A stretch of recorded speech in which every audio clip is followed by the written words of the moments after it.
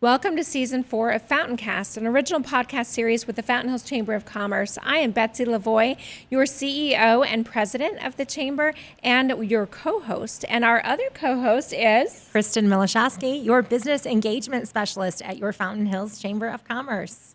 So we are thrilled to be here at the Pratt Star Worldwide Network for our FountainCast. We have really excited to be here. And so I wanted to spend today introducing you as our co-host and our show and our chamber. So if you don't mind, Kristin, I'm going to start with you. Yes. So share with me how you and your family found Fountain Hills, because you're a new transplant. Yes, I am. We actually just celebrated our 5th year in Fountain Hills, September 14th.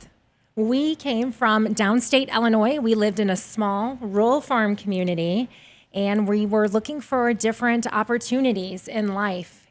We had always considered moving somewhere, and as we had children and our family grew, we were comfortable. Our family was nearby. They were blessings to us and helped out with our children, but we were wanting a little something more. And we looked at a few places in the United States that we had traveled to. And of course, when you travel somewhere, right, you always think, oh, could I live here in this spot?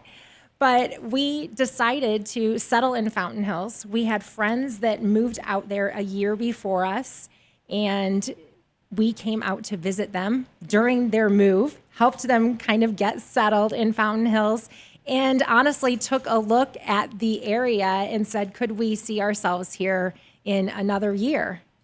And you that did. happened. We did it. That's amazing. I think it kind of started as a joke with our friends, like, why don't you just move with us and, live in the same town as us? And it happened. That's how it went down, really. And I just think it's so amazing because so many people, they let themselves stay in a rut because it's comfortable. Whether or not you were in a rut, I'm not saying you were, but they let themselves stay in a situation because they're comfortable. And so for you and your family to truly just take the bull by the horns and move all the way across the country without jobs, without a home, right? With children is really remarkable. Mm-hmm. And then to find Fountain Hills, I always think it's amazing how you found Fountain Hills, because I thought we were the smallest town around. And to find that your town you moved from is a lot smaller, right? What was the population I of where you believe the moved population is about 2,500 people there. So when I say I'm from a rural farm community, I mean rural. We were in the cornfields and the bean fields in downstate Illinois. Wow. Yeah. And then you and I met actually at a book fair. Yes. For PTO. And so we'll get to that story in just a second. So as a new transplant, 5 years I still consider rather new. Yeah. How many people have you met in Fountain Hills that are also transplants? Do you feel like they mostly are? Most are. I feel like it's rare to meet someone that is Arizona born or lived here for most of their life. Yeah. Yes. Which is where I come in. Yes, which is amazing because you fill me in on all these wonderful details. Yes. Okay. So our family moved to Fountain Hills in 1978 when there was a population of 900 people there. And so we love to share that because I grew up there as a kid, as a young adult, raising my kids there. And my children are actually 4th generation Fountain Hills residents, which is so unheard of because we're not, it's not that large and we haven't been there that long. And so we're very proud. We always say that we're Fountain Hills nerds. We're just so nostalgic about the history. So for FountainCast and for our Fountain Hills Chamber of Commerce to be able to represent someone who's a new transplant to our town with someone who's been there for so very long, I think that we really are representing our community in a really neat way. So thank you for doing the FountainCast with me. Yes, it's my pleasure to be here. Thank you for asking. Absolutely. And I will share that it also, you and I started Monday Musings together, and we started that 4 or 5 months ago, I want to say. And people just love the Betsy and Kristin show. And so that is our Monday Musing. If you're not familiar with it, you can find it on YouTube and on our social media. But it's a 30-second to 2-minute clip every single Monday to let you know what's happening in our town for that week. So now that they got to meet you and I. Yes. I would love to introduce our FountainCast a little bit further for those of you who've not ever listened prior. So our FountainCast is the first original podcast series from our town and from our Fountain Hills Chamber of Commerce. And so FountainCast, what we hope to bring to you is a podcast that you'll want to listen to over and over and over again, because Kristin and I, off the cuff, we will generously share everything that we can about our community, about our businesses. We'll have guests on the show. We'll have hot topics of things that you may or may not be passionate about, but then you'll learn more about our community and our town and our chamber. And so what else about FountainCast might somebody want to know? I think it is important to take some time to listen to those episodes because, like you said, you're going to get a deeper dive into the feel and the vibe of the community. As a chamber member or someone living there or someone who's looking to get connected in the community, it's going to give you some insight on how to do that, really. Yes, absolutely. So let's also share our Chamber of Commerce. So I know that every town and every chamber probably thinks they're unique. I do understand that everyone probably does, but we actually are. We are actually different, and we hope to demonstrate that that is an accurate statement. So our Chamber of Commerce, we've been around for 51 years. We started in 1974.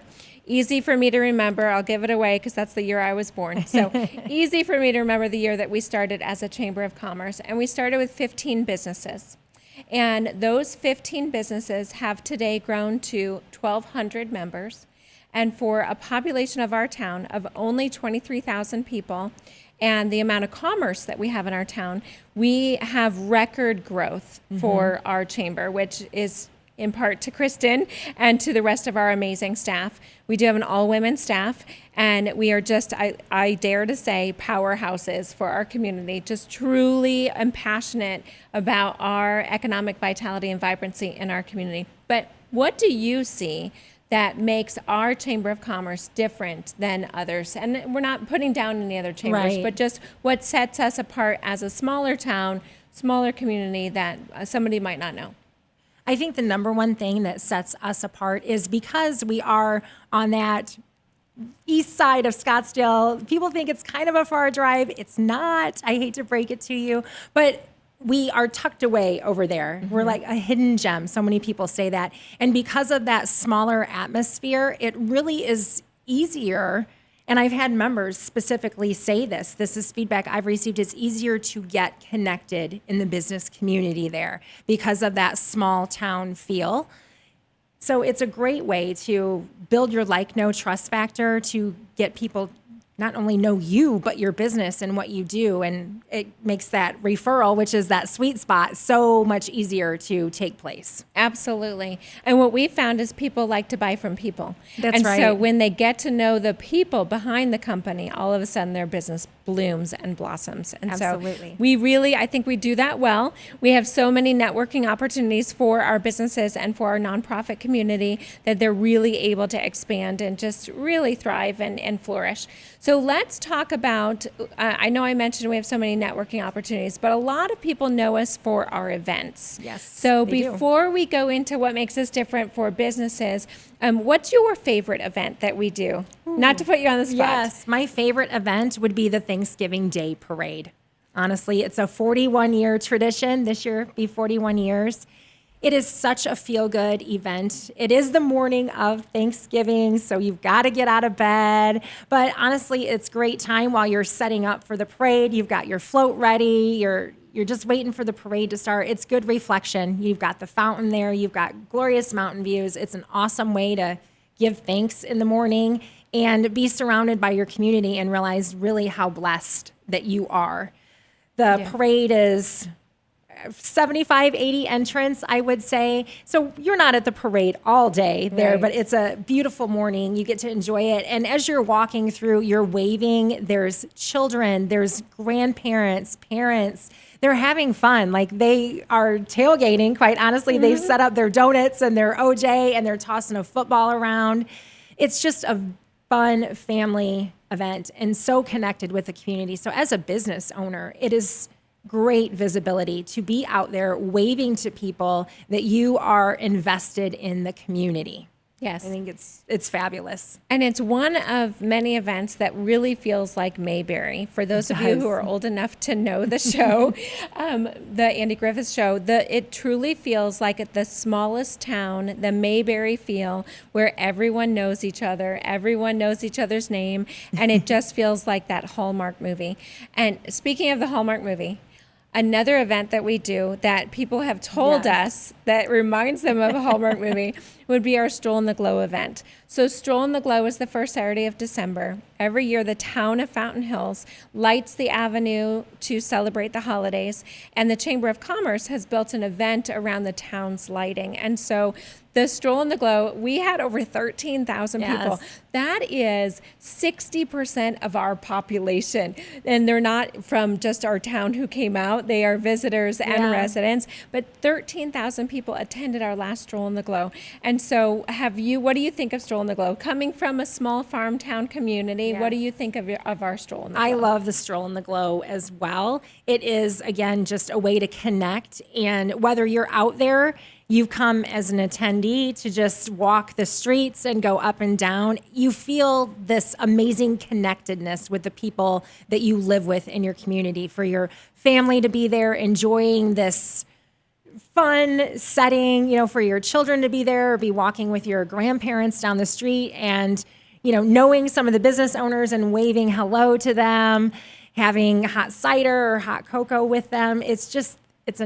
Again, that connectedness that you feel is second to none. It really is. Yeah. And you don't really feel that feeling or understand what we're sharing until you just go. So if anyone, if you're on the fence about whether you should attend a parade or attend a Stroll in the Glow, or if you're one of our chamber member businesses and you're wondering if you should participate, just attend once and get your own feeling and decide for yourself. Because for our chamber members, these events are complimentary. They're actually allowed to be a part of these huge events for free. It's built into the membership. And then for those who are not chamber members, it's a very nominal cost. And so I just encourage you, check it out for yourself. Don't take our word for it. We think it's fantastic, but it'll be interesting to find out what you think. And then I have a fond memory that when I was 5 years old, back in 1979, of walking the Fountain Festival of Fine Arts and Crafts up and down the Avenue of the Fountains with my mom. And it was one of my favorite things to do. We would always go to the fair. Every time the fair came around, we would always go to the fair. And I just remember that fondly throughout my entire childhood and early adulthood. So I have just a really special memory about the Fountain Festival of Fine Arts and Crafts. But fast forward to today, 51 years later, to know that that event is what propels our ability to do the Stroll in the Glow. It propels our ability to be able to do the Thanksgiving Day Parade. So it's because of the success of the Fountain Festival of Fine Arts and Crafts that we're able to bring these events to our community and to our businesses complimentary. And so it just brings it full circle. It does. And so I know that you've been not a judge, but I know that you've walked through the fair to help us determine what is fine art, what is crafts. So tell everyone a little bit more about the fair as someone who it's a rather new event for. Yes. And I will share too that back in the Midwest, I would attend markets and antique, events, things like that. So I do have a little, and as you know, I'm kind of a little art history buff too. You just found that out. So yeah, our festival is just top notch. Juried art show. I mean, it is true artwork that you are seeing here, whether it is watercolors or, it's someone that is working with metals or jewelry. You're going to find unique things there that you're not going to necessarily see anywhere else. So it's a perfect place to pick up that painting or, maybe it's a sculpture for the yard, a piece for over the fireplace. You're going to find it there. Absolutely. Yes. Hands down. And you will probably even have a tough choice narrowing it down between some of the artists. Yes. So I get them all, right? Right. And that's coming up. It's always every November and every February. And I'll share too that that event, it started out as a way to put Fountain Hills on the map. So it started out as a tourism initiative from the Fountain Hills Chamber of Commerce so that people would find out about this little town in the middle of the desert that no one knew about, that was so far away. And it's turned into the largest festival for arts and crafts in the entire Southwest.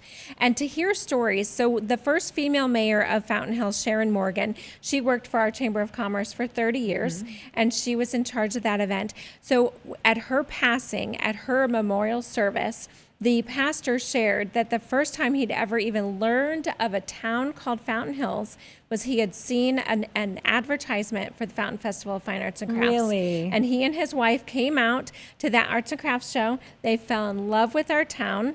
So the tourism drive worked. And not only did they move as new residents, but they opened the Shepherd of the Hills Church. Wow. And so Oh to my have goodness. that kind of story, and there's story after story after story about what event-driven tourism and marketing can do for the economic vitality Yes. for a town, just to have so much evidence of what we're doing actually working. And if people wonder why we do so many community events and just really opportunities for our businesses to get out there in maybe a different way, it's because we have all of these wonderful testimonials of it works. It works. It brings does. people out and introduces new companies to new people and new residents to a new town. And we just love being able to do that. Yes. And to that point, Betsy, it's the reciprocity of a community, of the people living there supporting the businesses and coming out to the events, and in turn, the businesses supporting their customers and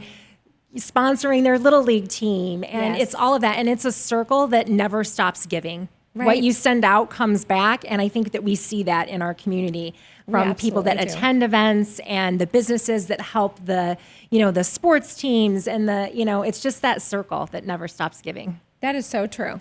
And so I do think with that we'll go ahead and wrap it up, but I'll share that we do have 140 events that we host or co-host, from smaller ribbon cuttings every single Thursday to mixers. We have 3 or 4 every single month, to different educational offerings. And there's so much to enjoy in our town and in our Chamber of Commerce. So just check us out at fhchamber.com. And thank you for listening today. And we can't wait to see you on the next FountainCast. See you soon.